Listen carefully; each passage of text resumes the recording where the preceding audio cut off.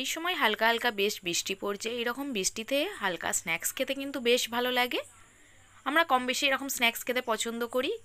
By the way, পিয়ার blog and রেসিপিতে তোমাদের সবাইকে স্বাগত জানাই। আর কেমন আছো সবাই? আশা করি সকলে ভালো আছো, আমিও বেশ ভালো আছি। আজকে আবারও একটা ইউনিক রেসিপি নিয়ে চলে এসেছি, যেটা দেখতে দেখো কতটা লুকটা দেখতে সুন্দর হয়েছে, জাস্ট ওয়াও। খেতে কিন্তু অসাধারণ, আবারও বলছি খেতে সত্যিই অসাধারণ হয়েছে। এইরকম একটা স্ন্যাক্স এই বৃষ্টিতে যদি করে খাওয়া যায়, বর্ষার সময় মনটা সত্যিই ভরে যায়। আর বৃষ্টি হলে জানো তো সত্যি তাই, বিকালের দিকে একটু হালকা স্ন্যাক্স খেতে বেশ ভালো লাগে। তার জন্যই আজকের রেসিপিটা, এবং খুব সহজে কীভাবে তৈরি করা যায় হাতে সময় না থাকলে, সেই জন্য এই রেসিপিটা আজকে নিয়ে চলে এসেছি। দেন এটি তৈরির জন্য আমি নিয়েছি দেখো কিছুটা মাটন কিমা করে নিয়েছি। তার মধ্যে দিয়ে দিলাম, কড়াইয়ের মধ্যে মাটনটা দিয়ে একটু পেঁয়াজ, আদা, রসুন, হলুদ, লঙ্কা, ধনে, জিরে সব রকম দিয়ে একটু নাড়াচাড়া করে নিয়ে সিদ্ধ করার পর দিয়ে দিলাম আলু, দেওয়ার পর ঢাকা চাপা দিয়ে একটু ফ্রাই করে নেব। অন্যদিকে দেখো ময়দাটা রেডি করে নেওয়ার পালা। তো তার জন্য দেখো একটা বাটিতে আমি ময়দা নিয়ে নিয়েছি পরিমাণ মতো। তোমরা তোমাদের পরিমাণ মতো এটা নেবে। ময়দাটা নেওয়ার পর এর মধ্যে অ্যাড করে দেব ভালো করে মাখার জন্য, মানে যাতে মুচমুচে এবং ক্রাঞ্চি হয়, তার জন্য আমি এর মধ্যে দিয়ে দিয়েছি সামান্য একটু তেল। তেলটা একটু বেশি পরিমাণে এখানে অ্যাড করবে। দিয়ে দিলাম একটু পরিমাণ মতো নুন, একটু চিনি, যাতে একটু বেশ মিষ্টি ভাবটা থাকে। মিষ্টি ভাব খেতে কিন্তু আমাদের বেশ ভালো লাগে। নেক্সট তেলটা দেওয়ার পর দেখো এইভাবে খুব ভালো করে মেখে নিতে হবে। একটু ভালো করে নাড়াচাড়া করে নিয়ে দেখো এইভাবে যখন দেখবে এইভাবে দলা পেকে যাচ্ছে, সেই পর্যায়ে জানবে এটা ঠিক হয়ে গেছে মাখা। নেক্সট এবার অল্প অল্প করে সামান্য পরিমাণে জল দেব, আর এটাকে মাখতে থাকবো এইভাবে। দেখো একটা সুন্দর সফট ডো তৈরি করে নেব। এই যে দেখেছো কতটা সুন্দর হয়েছে না ডোটা। 10 মিনিটের জন্য এটিকে ঢাকা চাপা দিয়ে রেখে দেবো, যাতে আরও সফট হয়। তার জন্য তোমাদের হাতের সময় যদি কম থাকে তো এটা করার দরকার নেই। একটু তেল মাখিয়ে এইভাবে রেখে দিলাম ঢাকা চাপা দিয়ে। 10 মিনিট পর চলো এবার এটিকে স্লাইস করে কেটে নিচ্ছি। আমি ছুরির সাহায্যে যাতে সমানভাবে পিসগুলো হয় তার জন্য এইভাবে কেটেছি। তোমরা চাইলে নর্মালি হাতে করেও এটা কেটে নিতে পারো সমানভাবে। নেক্সট দেখো এইভাবে গোল করে একটু রাউন্ড শেপে বেলে নেওয়ার পর আমি গোল করে কেটে নেব।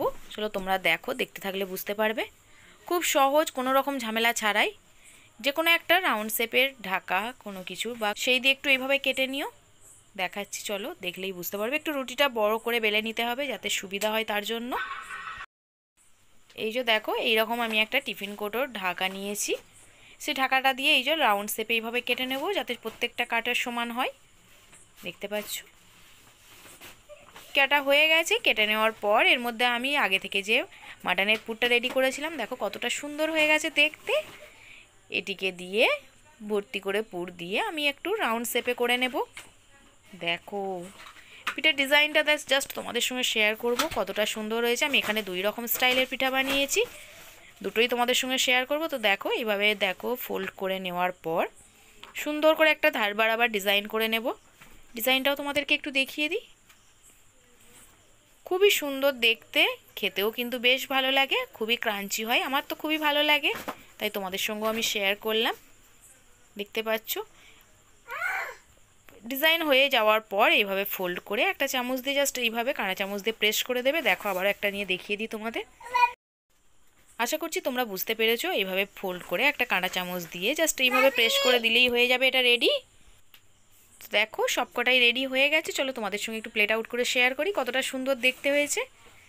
দেখো জাস্ট ওয়াও। নেক্সট আমি আরও একটা ডিজাইন তোমাদের সঙ্গে শেয়ার করব, যেটাও কিন্তু দেখতে বেশ সুন্দর, বেশ ভালো লাগে, প্রায় পদ্ম ফুল টাইপ দেখতে। আমার তো ডিজাইনটা খুবই ভালো লাগে, তাই ভাবলাম আজকে তোমাদের সঙ্গে শেয়ার করি। আগে অন্য পুর দিয়ে অন্য রকম রেসিপি শেয়ার করেছিলাম একবার। তোমরা যদি দেখতে চাও এরকম স্ন্যাক্স আরও পেতে পারো আমার পেজে, অবশ্যই পেজটিকে ফলো করে দিও। চলো পুরটা দেওয়ার পর আবার আরও একটা লেচি দিয়ে এইভাবে ঢাকা দিয়ে এবার একটা কাঁটা চামচ দিয়ে এইভাবে ধার বাড়াবার একটু ডিজাইন করে নিয়েছি। দেখো এইভাবে পুরো রাউন্ড শেপ করে নেওয়ার পর একটা ছুরির সাহায্যে কিছুটা অংশ করে বাদ দিয়ে এইভাবে কেটে নেব গ্যাপ করে করে। দেখো খুব ইজি না, বাচ্চারাও এটা কিন্তু করে ফেলতে পারবে কোনো রকম ঝামেলা ছাড়াই। নেক্সট এই যে দুটো মুখ ধরে এইভাবে জুড়িয়ে দিতে হবে। দেখো দেখতে পুরো কিন্তু পদ্ম ফুলের মতো দেখতে পাচ্ছ বন্ধুরা, আস্তে আস্তে দেখতে পদ্ম ফুল হয়ে গেছে।